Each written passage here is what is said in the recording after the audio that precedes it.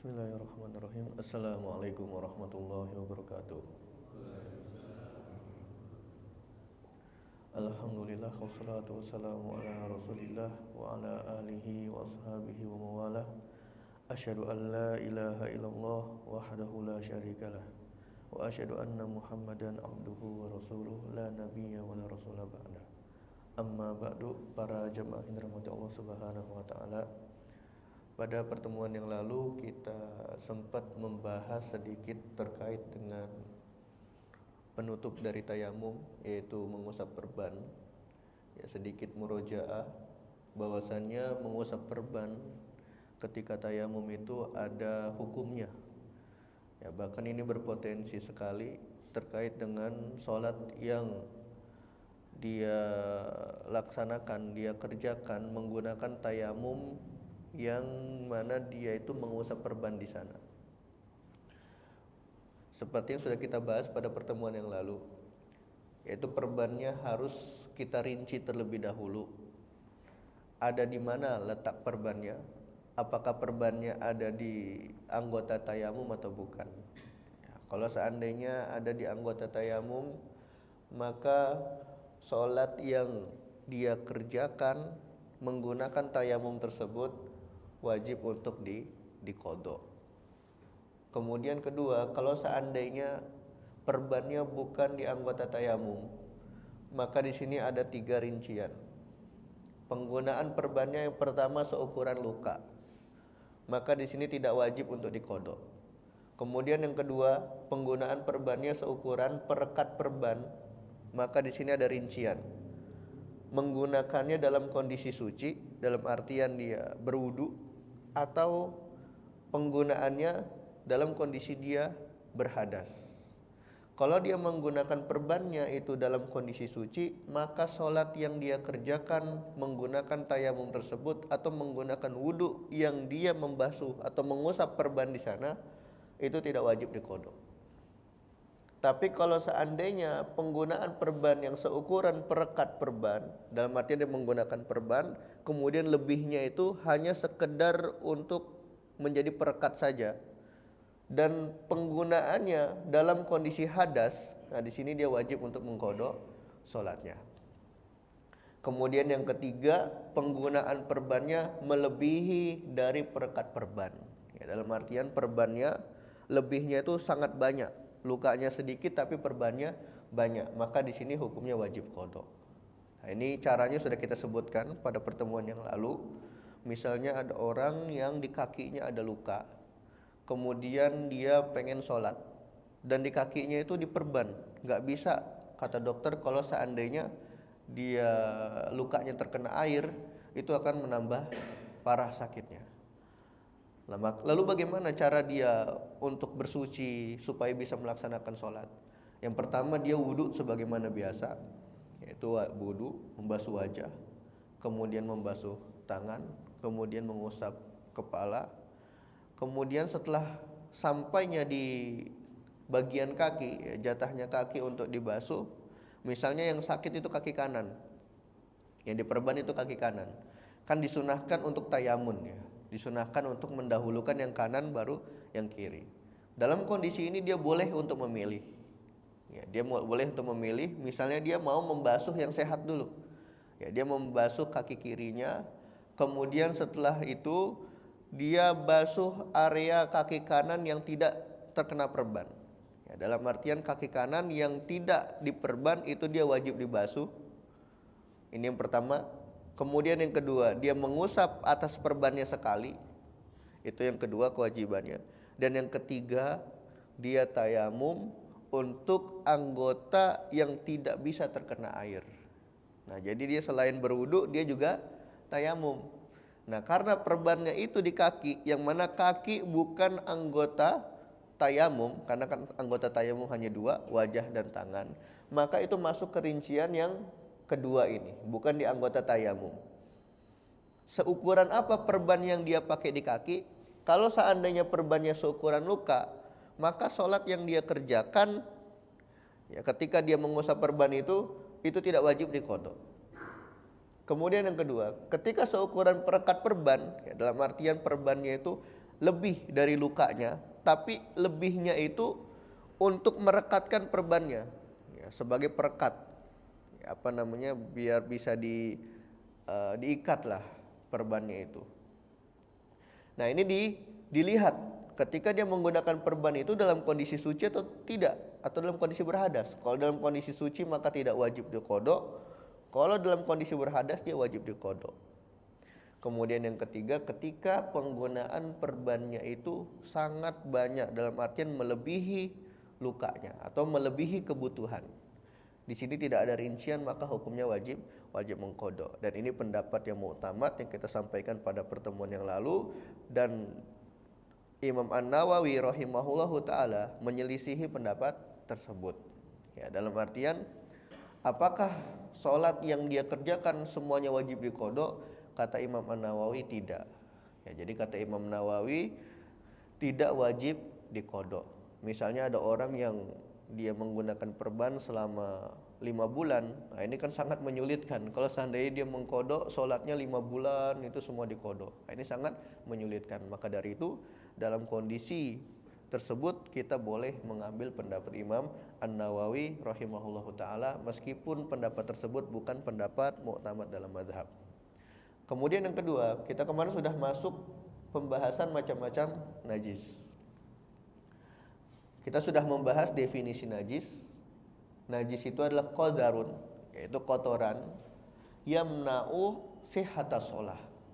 Ya, kotoran yang dapat mencegah sahnya sholat.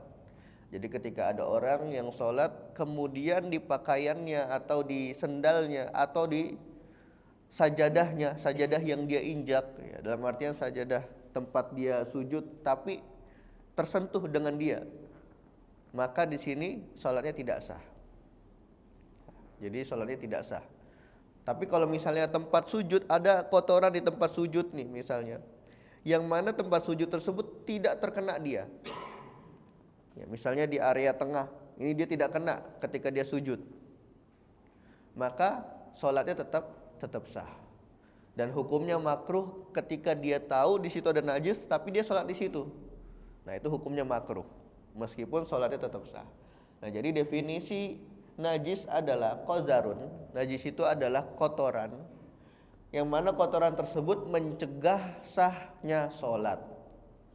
Nah, ini penting ya, seperti yang kemarin sudah kita sampaikan terkait dengan najis hukmi, itu yang perlu kita waspadai. Nah kemudian macam-macam najis, ya, macam-macam najis ditinjau dari segi yang pertama wujudnya. Najis ditinjau dari wujudnya itu ada dua, imma najis hissi atau najis maknawi. Ya, najis hissi adalah najis yang bisa dilihat dengan panca indera atau bisa diketahui dengan panca indera. Itu najis hissi. Baik itu dengan penglihatan atau dengan penciuman atau dengan meraba. Nah, ini dia najis hissi, yaitu najis yang bisa diketahui dengan panca indera.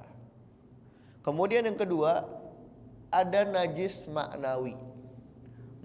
Najis maknawi adalah najis yang berkaitan dengan hati, ya, seperti kiber, rasa sombong, kemudian ujub, ya, kemudian riya, kemudian sum'ah, dan penyakit-penyakit hati lainnya. Ini termasuk najis, ya, dia termasuk najisnya najis maknawi. Kemudian yang ketiga kemarin kita tambahkan itu ada najis hukmi. Apa itu najis hukmi? Najis hukmi adalah najis yang tidak bisa diketahui dengan panca indera. Ya, najis yang tidak bisa diketahui dengan panca indera itu disebut najis hukmi. Contohnya, di pakaian seseorang itu ada najis. Kemudian dia mencuci pakaian dengan cara yang salah. Misalnya di dalam bejana atau di dalam ember yang berisikan air, yang mana airnya kurang dari 200 liter. Kita masukkan pakaian yang kena najis tadi untuk direndam. Nah, setelah direndam kemudian kita siapkan air yang berisi sabun. Kemudian kita masukin lagi nih dari yang ember rendaman ini kita masukin ke ember yang berisi sabun untuk dicuci. Kemudian yang ketiga, membilasnya juga dengan cara mencelupkan pakaian ke air bersih. Ya, jadi setelah kita cuci nih pakai sabun, ada air bersih untuk membilas, kita celupkan pakaiannya. Kita celupkan, kemudian kita peras, setelah itu dijemur. Nah, ini status pakaian yang dicuci, meskipun dia wangi, meskipun secara pandangan, secara penglihatan dia suci, bersih, tapi hakikatnya dia najis. Jadi pakaian tersebut ketika kita pakai untuk sholat, tidak sah sholatnya. Kenapa? Karena itu hukumnya najis hukmi. Ya, pakaiannya itu statusnya masih najis. Yang tadinya bahkan najisnya cuma sedikit. Ya, misalnya tadinya najisnya cuma sedikit, karena dimasukin ke dalam air, yang mana kan kita sudah bahas ya, status air yang kurang dari dua kullah, ya 2 kullah itu 200 liter. Kita masukin najis, otomatis seluruh airnya itu menjadi najis. Nah, tadi pakaian yang sedikit najisnya, karena dia sudah tercampur dengan air, sekarang najisnya jadi seluruh pakaian. Nah, lalu bagaimana solusinya? Solusinya rendamnya atau bilasnya itu dengan cara maurud. Ya, maurud itu apa? Maurud itu jadi pakaiannya yang diguyur dengan air, bukan pakaian yang dimasukkan ke dalam air. Ini cara yang betul ya. Jadi cara yang betul, bukan pakaian yang dimasukkan ke dalam air bersih, tapi air bersih yang mendatangi pakaian. Itu cara betul untuk membersihkan najis. Karena yang namanya air sedikit ya, itu akan berubah menjadi najis ketika dia kemasukan sedikit dari najis meskipun tidak mengalami perubahan. Ini sudah kita bahas di awal-awal pembahasan air. Nah, makanya fikih itu dia saling berhubungan. Ya, pembahasan yang lama itu ada hubungannya dengan pembahasan selanjutnya. Nah, seperti itu. Itu dia terkait dengan najis hukmi. Taib, selanjutnya kita lanjut ke pembagian yang kedua, yaitu macam-macam najis ditinjau dari segi syara. Kemarin sudah dibahas sebelum ini? Belum ya? Ya. Jadi pembahasan najis ditinjau dari segi syara itu kita bagi menjadi 3 macam. Najis dibagi atau ditinjau dari segi syariat. Ya, najis ditinjau dari segi syariat itu kita bagi menjadi 3 macam. Yang pertama, ada najis secara syara tapi tidak najis secara urf. Ya, dia ada najis secara syariat. Ya, syariat itu menganggap bahwasanya benda ini najis. Tapi secara urf, secara adat, secara kebiasaan, benda ini tidak dianggap najis oleh manusia. Apa itu? Contohnya apa? Jadi ada sebuah benda yang syariat menganggap bahwasanya benda ini najis, tapi menurut manusia tidak najis. Mereka tidak jijik dengan benda tersebut. Padahal ketika misalnya terkena pakaian, kemudian dia pakai untuk sholat pakaian tersebut, pakaiannya nggak sah. Nah, pertanyaannya benda apa itu? Atau di antara contoh benda yang dianggap najis oleh syariat tapi tidak dianggap najis oleh kebiasaan. Contohnya adalah khamr. Ya, contohnya adalah khamr. Buktinya banyak yang meminum. Ya, mengkonsumsi banyak, tapi dalam syariat itu dianggap najis. Ya, disebutkan oleh Ibnu Ruslan di dalam manzumahnya, yaitu Manzumah Az-Zubat. Beliau mengatakan wal ma'i'u wa kullu wal al-ma'i'ul muskir al-muskirul ma'i'u wal khinziru. Ya, al-muskiru al-ma'i'u wal khinziru. Di sini disebutkan oleh beliau termasuk benda najis al-muskirul ma'i'u. yaitu sesuatu yang dapat memabukkan dan sifatnya cair. Ya, sesuatu yang dapat memabukkan dan sifatnya cair itu dihukumi sebagai benda najis dan itu termasuk khamr. Ya, jadi mafhumnya dari perkataan beliau, yang najis itu adalah sesuatu yang memabukkan dan bersifat cair. Tapi kalau memabukkan dan tidak bersifat cair, seperti pil, dia padat, itu tidak najis. Dia hukumnya suci. Tapi pengkonsumsiannya itu haram. Nah, jadi ya untuk menghukumi sesuatu kita harus melihat dari berbagai aspek dan sisi. Ketika berbicara najis atau tidak, nah itu kita lihat. Ya, jadi kalau memabukkan terus sifatnya cair, dia najis. Kalau berbicara tentang najis atau tidaknya, mengkonsumsinya jelas ini haram. Kenapa? Karena dikatakan dalam sebuah kaidah atau dalam sebuah hadis, kullu muskirin haram. Setiap yang memabukkan itu haram untuk dikonsumsi. Ya, makanya alasan atau ilah ya, ulama usul itu ketika mereka mengatakan khamr itu haram, itu harus dicari tahu terlebih dahulu apa ilahnya.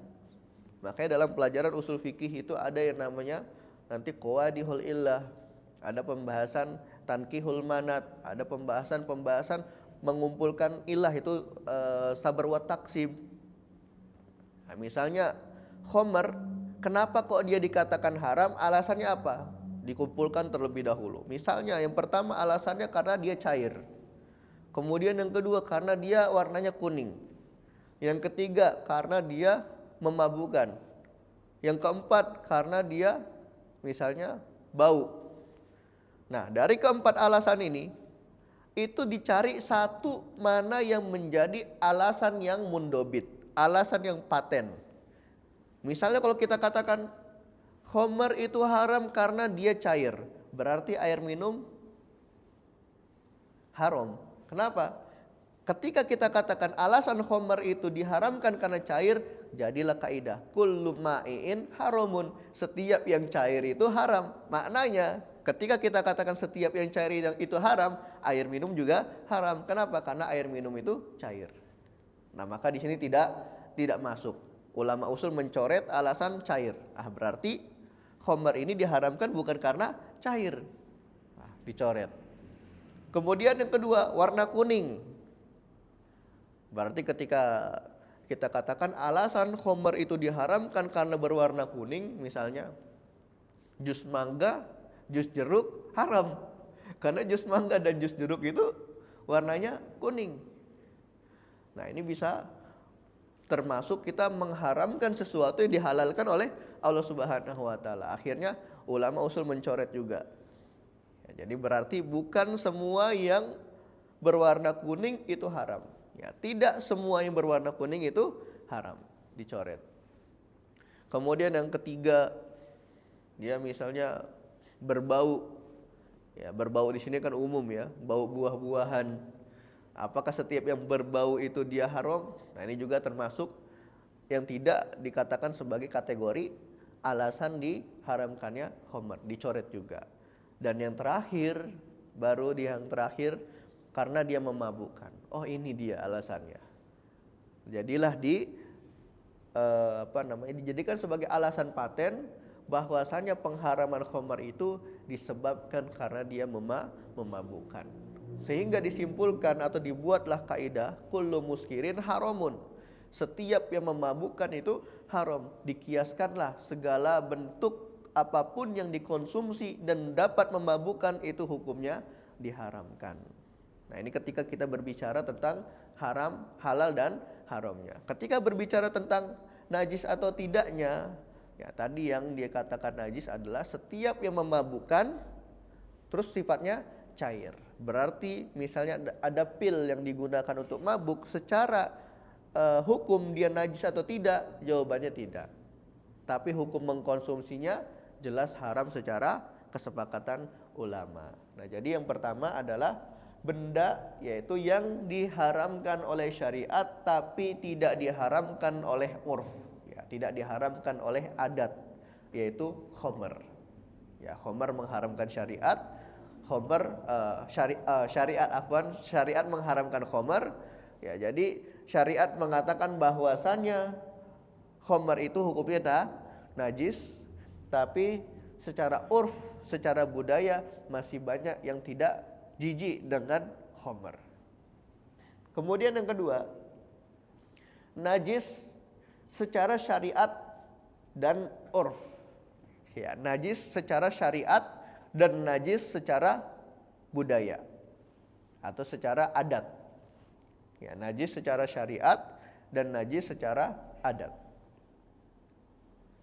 Contohnya ini ada banyak ya, seperti air kencing, ya, kemudian mazi, kemudian wadi, kemudian kotoran. Nah, ini dia contoh-contoh dari najis yang dinajiskan atau dianggap najis oleh syariat, dan secara adat pun kita merasa jijik ya dengan benda-benda atau kotoran-kotoran tadi. Ya, meskipun nanti kita akan bahas secara merinci terkait dengan apakah semua kotoran itu najis, apakah ada perincian di sana. Ya. Kemudian yang ketiga yaitu najis secara urf tapi tidak secara syariat. Ya, najis secara adat, secara tabiat kita tuh merasa jijik dengan benda tersebut, tapi secara syariat itu tidak najis. Contohnya seperti ingus. Ya, ingus ini dia termasuk ya suci dari segi syariat. Jadi misalnya ada orang yang sholat kemudian ingusnya kena pakaian, ini tetap sah sholatnya. Kenapa? Karena ingus itu dia suci. Nah, meskipun secara secara urf, secara mungkin tabiatnya kita sebagai manusia itu merasa jijik ya dengan ingus. Ya, begitupun dahak. Ya, dahak juga termasuk benda yang suci. Ya, karena dia keluarnya bukan dari lambung. Ya, jadi ada 3 macam najis ditinjau dari syariatnya. Yang pertama, najis secara syar'i, tidak secara urf, contohnya khamar. Kemudian yang kedua, najis secara syar'i dan urf, itu contohnya seperti kotoran, kemudian air kencing, kemudian mazi, wadi. Nah, kemudian yang ketiga, najis secara urf tapi tidak najis secara syar'i. Contohnya seperti ingus, dahak, ya, atau kotoran kuping. Nah, ini semua dia secara syariat itu tidak dianggap najis, tapi secara tabiat kita menganggap itu adalah kotoran yang menjijikkan. Taib, pembagian selanjutnya, ini kita masih berbicara pembagian najis yang selanjutnya itu ditinjau dari segi derajat. Ya, ditinjau dari segi derajatnya, dari segi tingkatannya. Ya, bahwasanya najis ditinjau dari segi tingkatannya kita bagi menjadi 3. Ya, najis ditinjau dari segi tingkatannya itu dibagi menjadi 3 macam. Ya, najis ditinjau dari tingkatannya itu dibagi menjadi 3 macam. Dan inilah ya, disinilah nanti kita akan membahas bagaimana cara mensucikan najis-najis tersebut. Yang pertama najis yang tingkatan terendah adalah najis mukhafafah. Ya, najis tingkatan terendah adalah najis mukhafafah. Ini najis ringan. Ya, najis mukhafafah adalah najis ringan. Apa itu contohnya najis mukhafafah? Ada yang tahu? Najis mukhafafah itu apa contohnya? Jadi najis mukhafafah itu membersihkannya cukup dipercikkan saja. Itu enggak perlu dibasuh. Ya, itu cukup dipercikkan saja najis mukhafafah. Cara mensucikannya. Nah, contohnya apa? Contohnya najis mukhafafah yang disucikannya cukup hanya dipercikkan saja.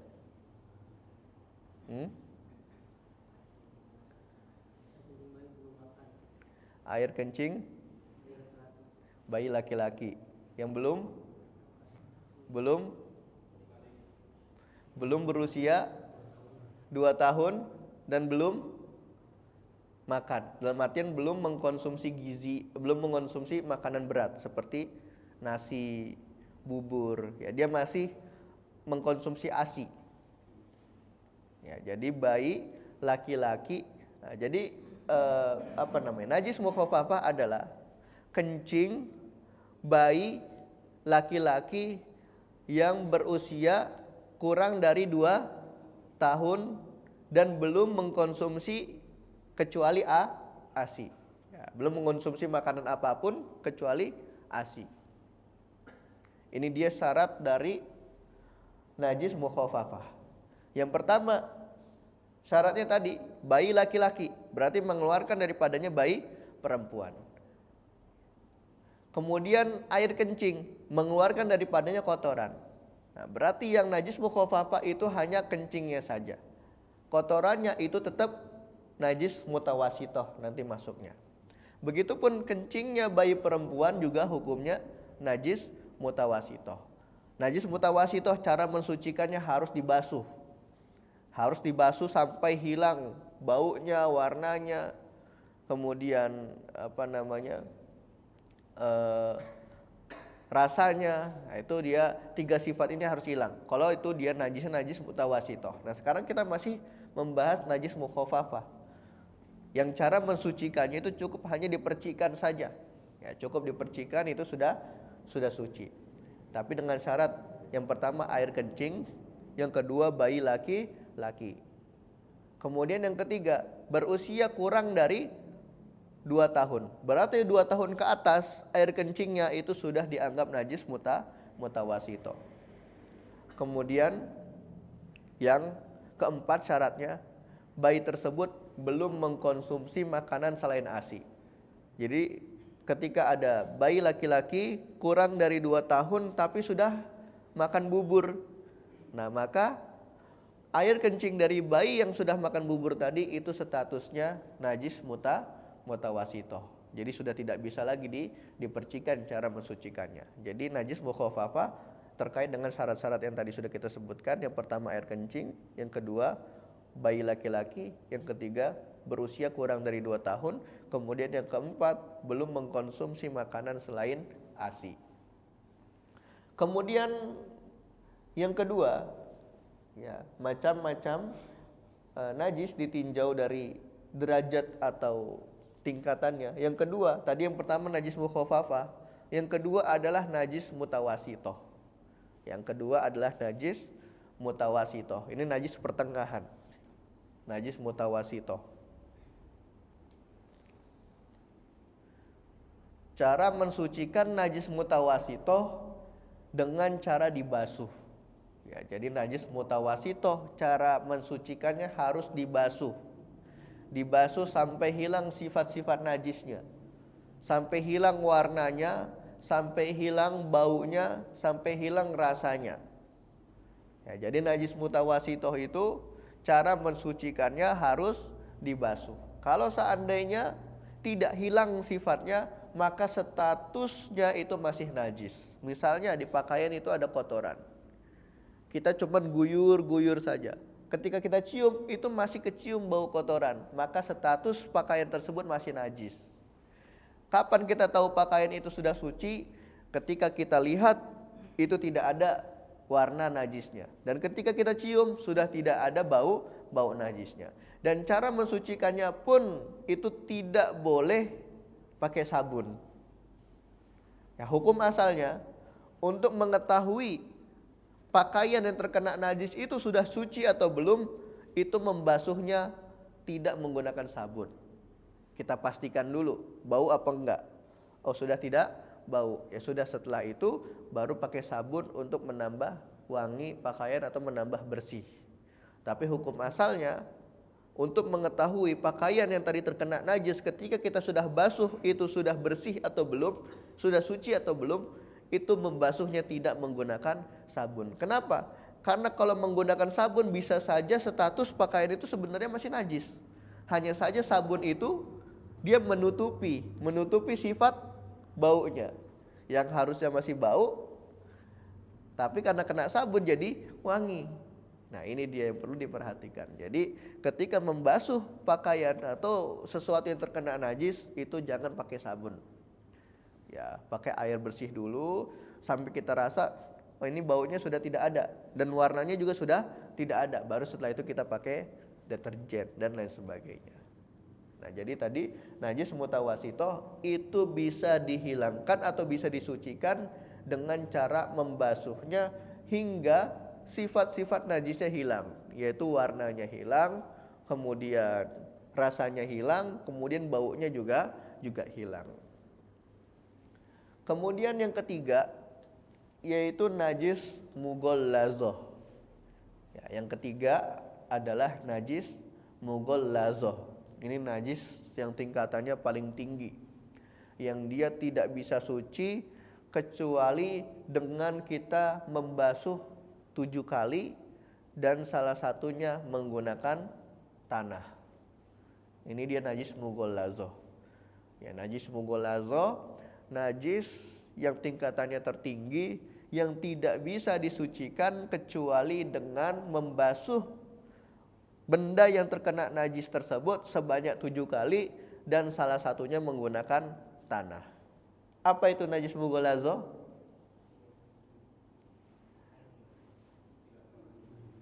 Iya, air kencing anjing, kemudian liurnya, pokoknya apapun yang ada di hewan tersebut dan di hewan bab 1. Ya. Jadi hewan anjing dan bab 1 ini dia hukumnya najis mughallazoh. Semua yang ada di diri kedua hewan tersebut, mau liurnya, mau kencingnya, mau kotorannya, mau keringatnya, itu semuanya najis mughallazoh. Ya, ini menurut mazhab Syafi'i semuanya najis mughallazoh. Yang menyelisihi pendapat ini itu Imam Malik. Ya, Imam Malik mengatakan bahwasanya anjing itu tidak najis. Itu menurut pendapat Imam Malik. Makanya ketika di Sudan itu banyak yang melihara dan itu berkeliaran. Bahkan mereka ke masjid pun bawa anjing. Tapi anjingnya nggak sampai masuk masjid, enggak. Ya, dia bawa, dia gendong sampai di depan, dia taruh terus dia masuk. Kenapa? Karena menurut mazhab Maliki bahwasannya anjing sama babi itu tidak najis menurut mereka. Ya, menurut mereka itu kedua hewan ini suci. Nah, sedangkan dalam mazhab Syafi'i semua yang ada di hewan tersebut itu hukumnya najis. Mau liurnya, mau keringatnya, mau kencingnya, mau kotorannya, bahkan dagingnya juga itu hukumnya najis mughallazoh. Kemudian faedah yang terakhir terkait dengan najis. Najis itu tidak akan berpindah kecuali antara dua benda yang basah. Ya, najis itu tidak akan berpindah kecuali antara dua benda atau salah satunya basah. Kita kasih contoh. Di teras misalnya ada kotoran ayam. Sudah kering. Kotoran ayam sudah kering. Kemudian kita duduk di kotoran tersebut. Apakah celana kita yang tadi kita dudukin kotoran kering ayam tadi itu najis atau tidak? Nah, itu kita lihat. Celana yang kita pakai ini basah apa enggak? Kalau seandainya dua-duanya kering, kotorannya sudah kering, kemudian celananya sudah kering, maka najisnya tidak bisa pindah. Ya, najis itu tidak akan bisa pindah kecuali ada yang basah.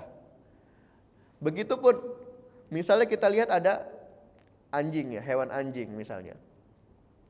Hewannya kering, tangan kita kering, kita sentuh hewannya, itu tidak najis. Dalam artian apa? Najis yang di hewan tersebut tidak pindah ke tangan kita. Selama apa? Dua-duanya kering. Kulit hewannya kering, tangan kita kering.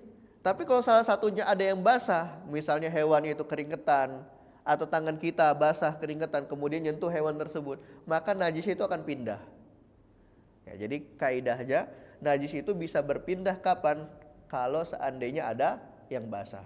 Jadi selama tidak ada yang basah, najis itu tidak bisa berpindah. Itu dia faedah terkait dengan dengan najis. Ya, ini dia muqaddimah dari pembahasan najis yang insyaallah nanti masih kita bahas. Pembahasan najis ini agak lumayan panjang ya. lumayan agak panjang. Ya, terkait dengan pembahasan najis hari ini mungkin ada yang ditanyakan.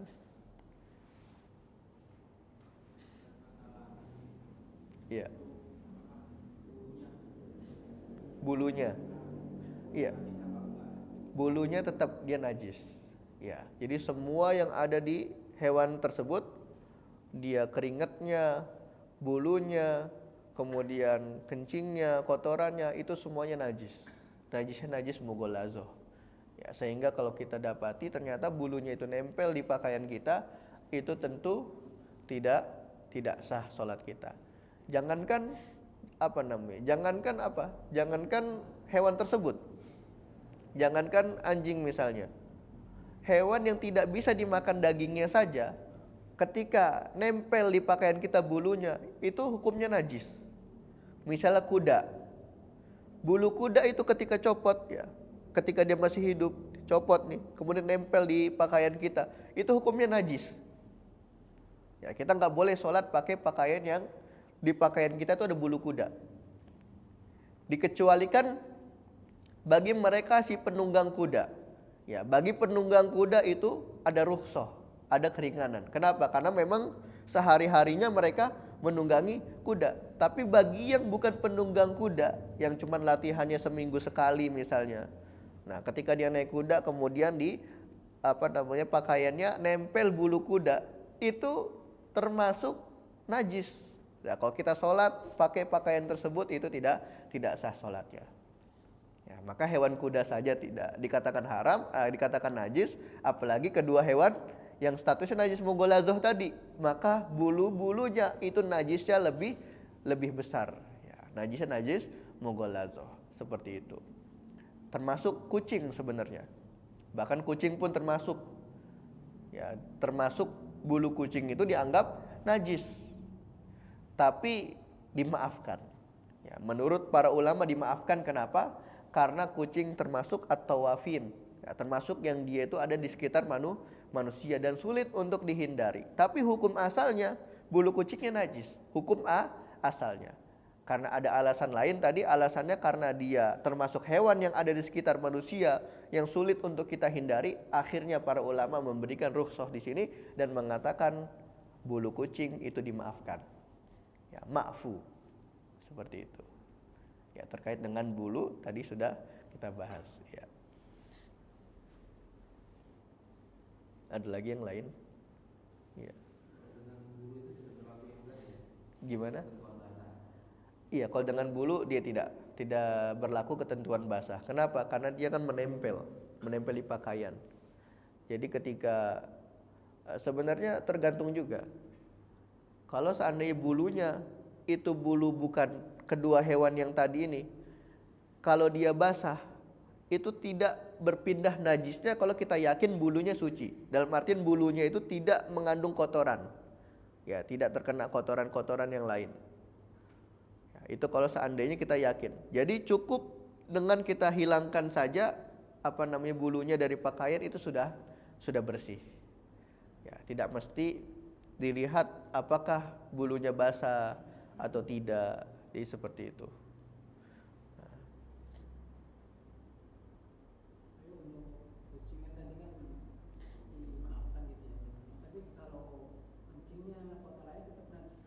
Kencingnya kotorannya tetap najis. Iya.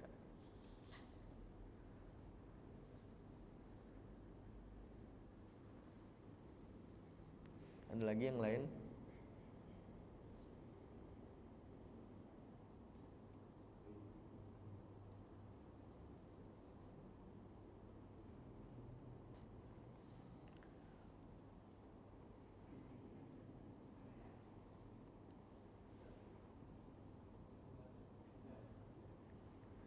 Ya, pertanyaannya kotoran kambing ya atau kotoran sapi apa hukumnya?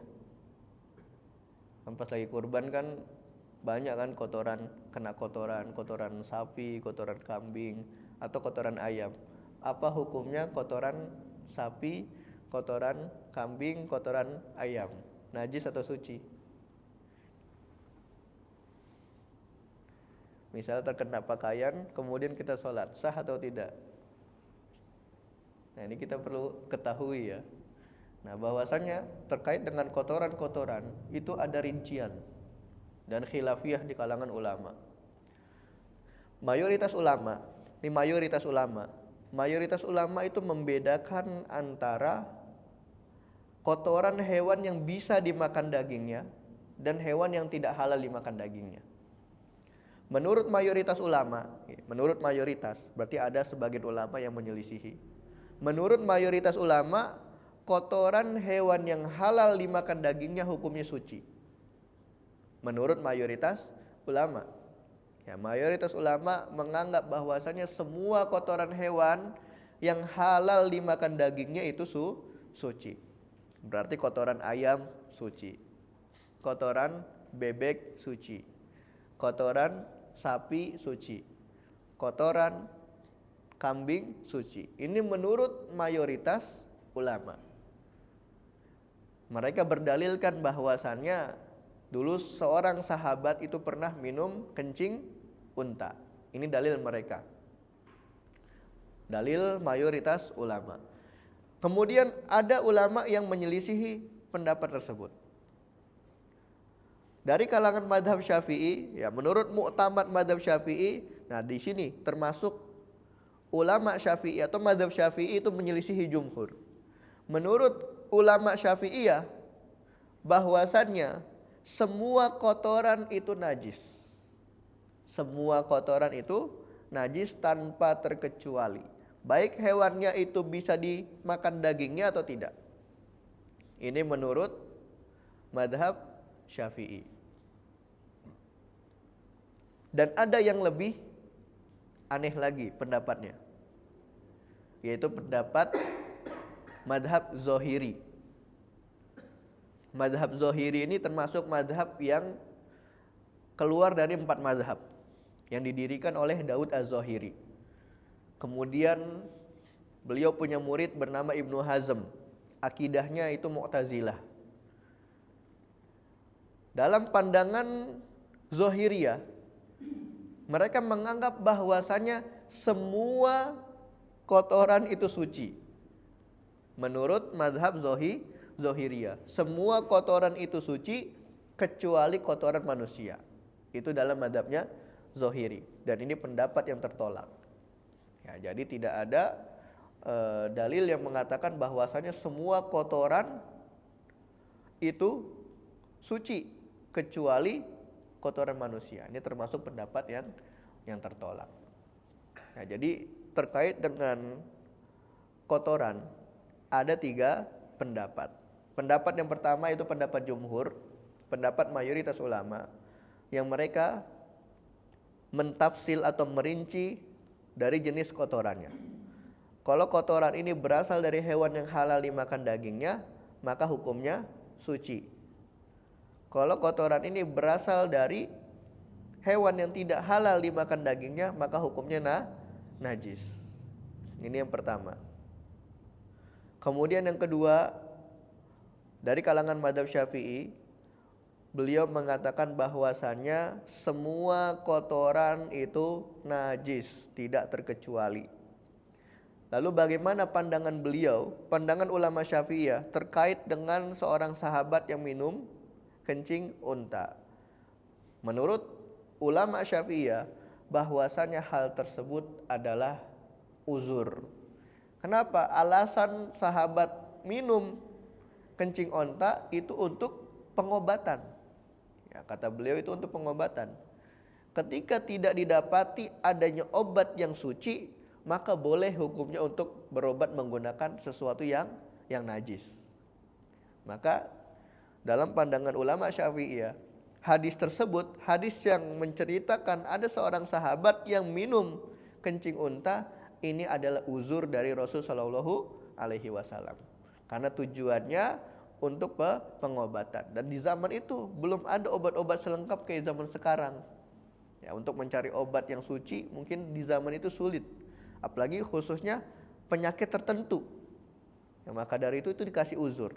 Maka kaidahnya dalam mazhab Syafi'i semua kotoran itu najis. Dan ini pendapat yang ahwat, pendapat yang lebih berhati-hati. Ya, karena kita berhati-hati dari semua kotoran.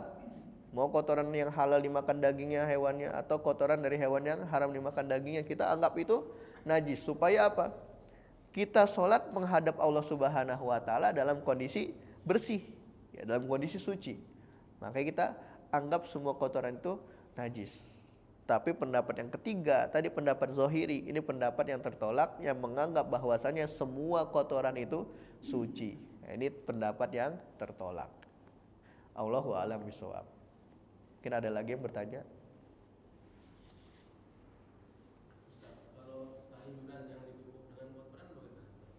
Sayuran yang dipupuk dengan kotoran hukumnya suci, tetap diperbolehkan. Karena dia tidak mempengaruhi kesucian dari tumbuhan yang dipupuk. Itu tidak menjadi masalah.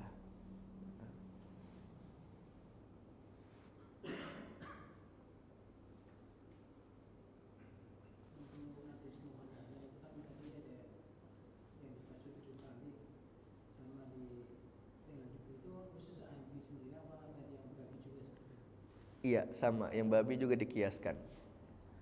Dan juga faedah tambahan untuk mensucikan najis mughallazoh. Tadi dibasuhnya berapa? 7 kali. Kapan hitungan itu dimulai?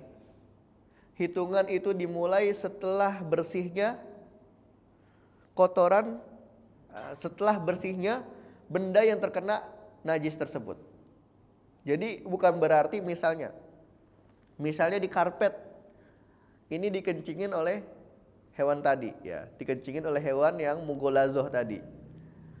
Kemudian kita basuh 7 kali, 1, 2, 3, 4, mungkin kelimanya kita pakein airnya kita campur tanah, terus kita siram. Kemudian setelah itu kita guyur ke-7. Ini tidak cukup, tidak seperti itu caranya. Cara mensucikannya tidak langsung diguyur sebanyak 7 kali, tapi kita bersihkan dulu. Nah, jadi selama najis itu masih ada di benda yang terkena najis, itu anggapannya masih 1. Hitungannya itu masih 1. Jadi kalau dia basuh 1000 kali pun, kalau di benda tersebut masih terlihat najisnya, itu belum dianggap 1. Itu belum dianggap. Meskipun dia sudah membasuhnya 1000 kali. Kapan itu dianggap 1? Kalau sudah bersih. Ya, misalnya di karpet atau di pakaian, ya, di pakaian misalnya kita nginjek kotoran anjing misalnya, ya, pakaian perempuan kan panjang biasanya kan, itu terseret kotoran anjing misalnya. Nah, kemudian ketika dibasuh langsung 7 kali tapi masih ada kotorannya, itu tidak sah, itu belum suci. Tapi bagaimana dibasuh sampai bersih, nah udah nggak ada tuh kotorannya, itu baru dihitung 1. Ketika sudah bersih dihitung 1. Guyur lagi 2. Guyur lagi 3. Guyur lagi 4. Guyur lagi 5. Kemudian yang ke-6 kita masukin tanah ke dalam ember. Jadi ember yang berisi air itu kita campur dengan tanah. Kemudian kita pakai untuk mengguyur pakaian yang terkena najis tadi. Baru setelah itu yang ke-7 itu untuk membilas. Nah, jadi untuk penggunaan tanah ini boleh di awal dan boleh di akhir.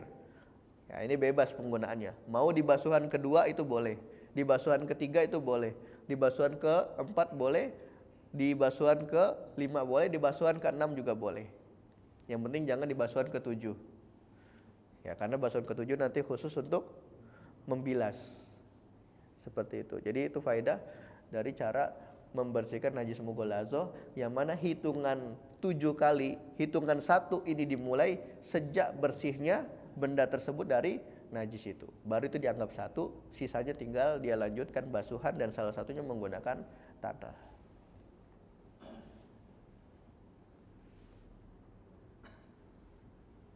Baik, ada lagi?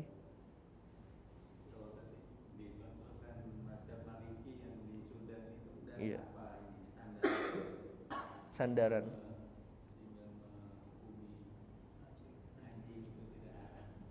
Eh, karena menurut Imam Malik tidak ada dalil secara nas, secara tertulis yang menyatakan anjing itu najis. Kalau babi dikatakannya pun haram. Itu pun lahamnya, dagingnya gitu. Sehingga ulama pun berselisih.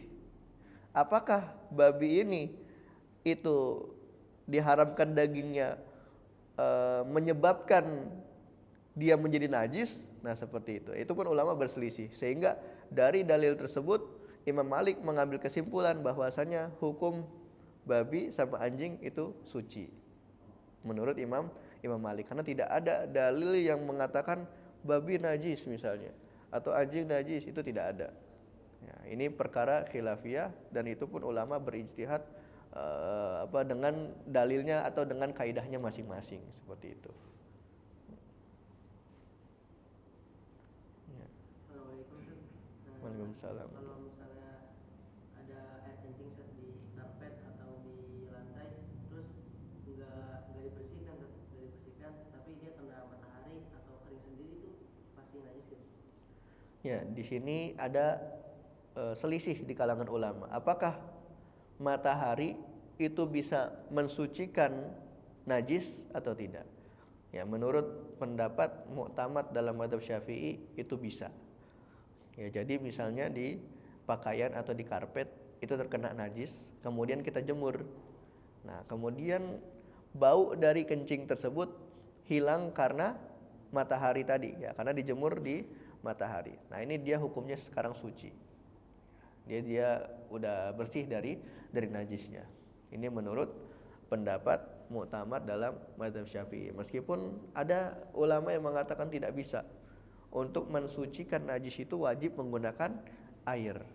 Ya, tapi ala kulli hal, misalnya karpetnya sulit untuk dibersihkan menggunakan air, kita bisa menggunakan pendapat lain sebagai alternatif. Bahkan ini pendapat yang muktamad dalam mazhab Syafi'i, matahari itu bisa menghilangkan najis. Jadi ketika kita menjemur pakaian atau menjemur karpet yang terkena najis, sehingga bau dari najis itu hilang, maka itu suci dengan sendirinya. Maka dari itu takrif atau definisi menghilangkan najis atau definisi dari toharoh itu ada perselisihan di antara ulama. Ya. Jadi toharoh itu ada perselisihan di antara ulama definisinya. Ada yang mengatakan izalatun najas, ada yang mengatakan zawalun najas. Apa bedanya izalatun najas dan zawalun najas? Nah, ini kita kembali ke ilmu sorof. Ya, dalam ilmu sorof, ilmu bahasa, itu kita dapat ketahui bahwasannya izalah ini wazan dari masdar dari af'ala yuf'ilu. Af'ala yuf'ilu itu menunjukkan fi'il muta'addi, menunjukkan di sana ada pelaku. Ada pelaku yang disengaja. Berarti ketika kita katakan izalatun najas, ya, toharoh itu adalah izalatun najas. Toharoh adalah menghilangkan najis, dalam artian menghilangkan najis di sini adalah menghilangkan najis dengan perbuatan manusia. Jadi harus ada usaha manusianya, baru itu najisnya hilang. Itu bagi ulama yang mendefinisikan toharoh itu izalatun najas. Tapi bagi ulama yang mengatakan definisi toharoh itu zawalun najas, berarti najis itu bisa hilang dengan sendirinya. Bagaimana caranya najis itu bisa hilang dengan sendirinya? Yang pertama, dengan matahari. Ya, dengan kita menjemur benda yang terkena najis itu di bawah matahari, kemudian bau dari najisnya atau benda najis itu hilang dengan sendirinya, itu kita katakan suci. Contoh lain, najis yang bisa hilang dengan sendirinya. Misalnya ada air, ya, ada air yang 2 kulah, air yang 200 liter. Kemasukan najis, misalnya kemasukan bangkai dan mencemari baunya.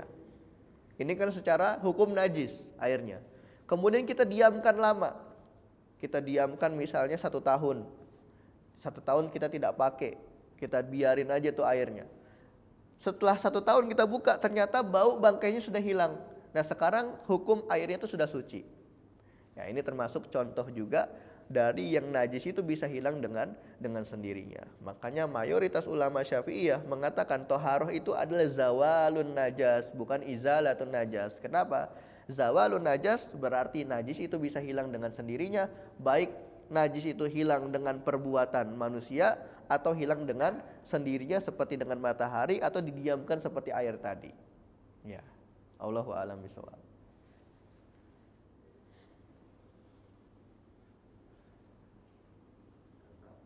Iya. Waalaikumsalam warahmatullahi wabarakatuh. Terkait hewan yang dagingnya halal dimakan, kan kita kalau Idul Adha itu jadi panitia kurban ya.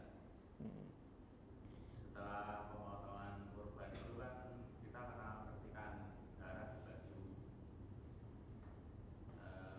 Belum selesai pemotongan kurban pembagian itu kan terdengar ada jujur ya. Apakah itu percikan itu kita najis apa gimana ke ininya, apa kita ganti baju, kan belum selesai pembagian dagingnya itu. Kalau Iya. pulang kan agak jauhan.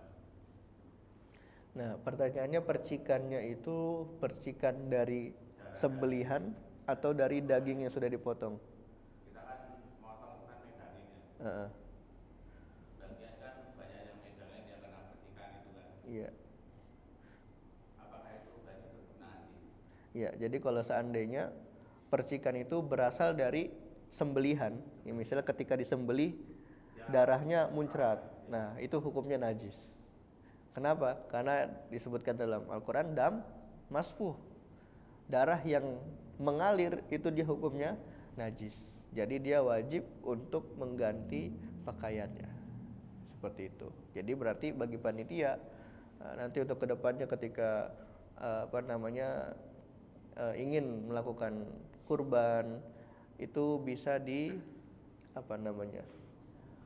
ini kalau diatur gitu, suruh bawa pakaian ganti untuk sholat, ya, seperti itu. Nah, yang langsung sholat itu perlu dikasih tahu berarti seperti itu, karena hukum darah itu najis. Hukum darah yang mengalir itu adalah najis, sehingga ketika dia sholat menggunakan pakaian yang tadi terkena darah dari sembelihan itu sholatnya tidak sah. Seperti itu. Ya mungkin nanti butuh di briefing, makanya ilmu yang berkaitan dengan ini tuh disebut sebagai ilmu hal. Ilmu hal itu ilmu yang dibutuhkan saat itu. Misalnya terkait dengan kurban, itu diadakan kajian fikih kurban. Ya, kajian fikih kurban terkait dengan darahnya seperti apa, kemudian cara pembagiannya seperti apa, cara penyembelihannya seperti apa. Nah, itu semua butuh briefing khususnya bagi panitia-panitia supaya tidak terjadi kesalahan dalam pengurusan daging kurban. Khususnya panitia ini kan statusnya wakil dari para pengkurban. Nah, maka si wakil ini harus memberikan yang terbaik untuk orang-orang yang diwakilkan. Jangan sampai kita salah memilih hewan kurban misalnya, malah milih hewan kurban yang tanduknya patah, atau milih hewan kurban yang telinganya itu dicaca, ditindik, atau malah nanti tidak memperhatikan ternyata ada hewan kurban yang kakinya pincang, padahal ini kan tidak diperbolehkan. Nah, ini syarat-syaratnya perlu dikaji, perlu di briefing seperti itu. Nah, ini khusus untuk panitia-panitia. Mungkin 1 pekan sebelum Idul Adha itu diadakan briefing kajian kurban supaya kita sebagai panitia itu lebih tenang dalam mewakilkan para pengkurban yang lainnya, seperti itu.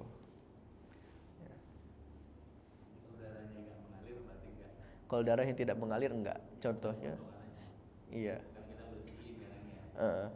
Kayak contohnya juga darah yang ada di ayam, kan biasanya kan kita masak ayam tuh masih ada darah. Nah, itu hukumnya tidak najis, boleh kita makan. Kenapa? Karena yang dimaksud najis ini adalah darah yang mengalir. Ya, kalau darah yang sudah jadi sisa-sisa itu tidak najis. Misalnya kita jadi bagian potong-potong, nah itu nggak menjadi masalah. Ya, karena dia tidak najis statusnya. Tapi yang najis adalah darah yang mengalir tadi. Gitu.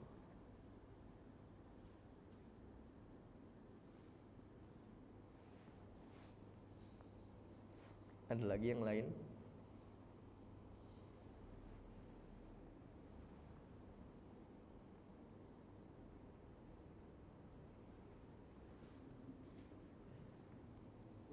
Cukup ya.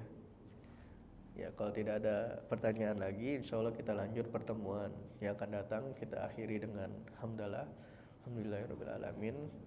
Saya kembalikan ke pembawa acara. Wal asr innal insana lafi khusr illal ladzina amanu wa amilus solihati wa tawassaw bil haqqi wa tawassaw bis sabr.